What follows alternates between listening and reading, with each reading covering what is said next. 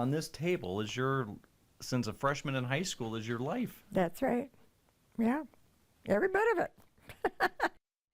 A Brown County woman is on an impressive streak that really few could even match. Impressive, I'd say. She's written in her diary every single day for the past 76 years. Tonight in Small Towns, Jeff Alexander takes us to Morrison to travel down her memory lane.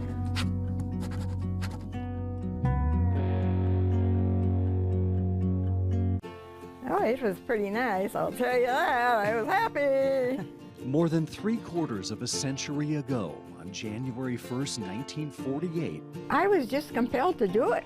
Dolores Griepentrog started a diary. She was a freshman at Wrightstown High School. Went to church today, January 1st. Slept all afternoon. Oh, you must have been up late. Yeah, sure, of course.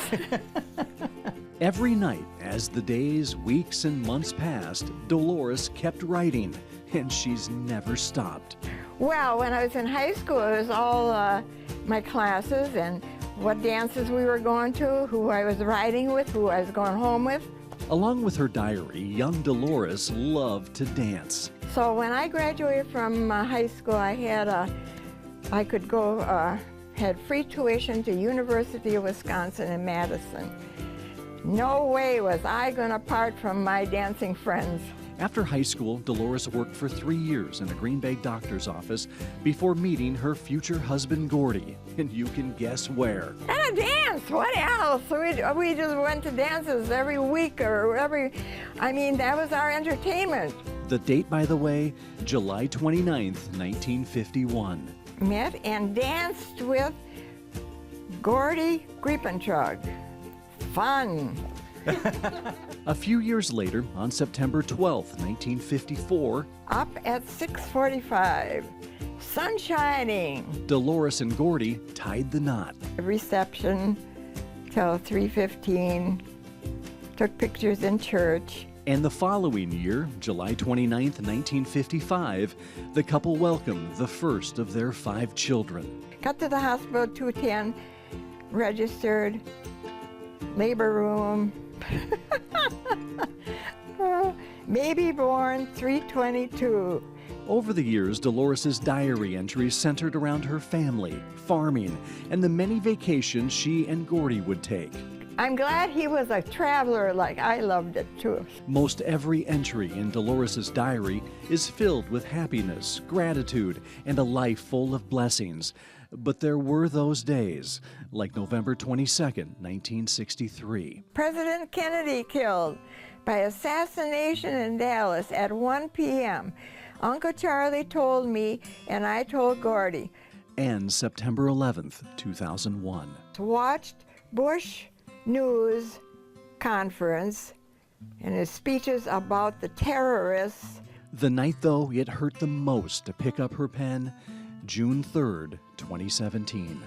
I guess the saddest part was when my husband died. That I had to write that night. Paul Dennis and I holding his hands as he died at 7:27. Very peacefully. Cried, then called hospice. Now I'm a widow. I bet that was hard to write. I wrote it that night. At 91 years old, Dolores has filled 30 diaries, many of them 5-year diaries, full of memories and always at her fingertips. Well, now I can look back whenever there's an anniversary, a birthday, or something the kids are doing, or what they were doing, I can pinpoint it pretty much. If I know the year and the month or whatever, then I just look back. And I have fun when I'm bored. I'm never bored, but if I ever am, I'll sit in that chair and then I'll get one of my diaries out and I can read for a couple hours. I can't put it down. It's just so interesting. How did I do all that? And Dolores isn't done yet. In just a few months, she'll begin her 77th year as a daily diary writer. It's just wonderful. I'm so happy I have done it. I don't care what happens to them, what the kids do with them after I'm gone. I don't care. I'll be in heaven with Gordy and Jesus and my grandma who said I'd never get there because I was going to too many dances. In Morrison, with photojournalist Michael Bergman, I'm Jeff Alexander for Small Towns. Don't hold those dances against her. I loved you, Dolores. That's amazing. And I bet you it's better than any novel that you could pick up. I mean, you know, to look back like that. Incredible. Yeah. Next week in Small Towns, meet a Clintonville man with an amazing gift of carving birds and animals out of wood. Right now,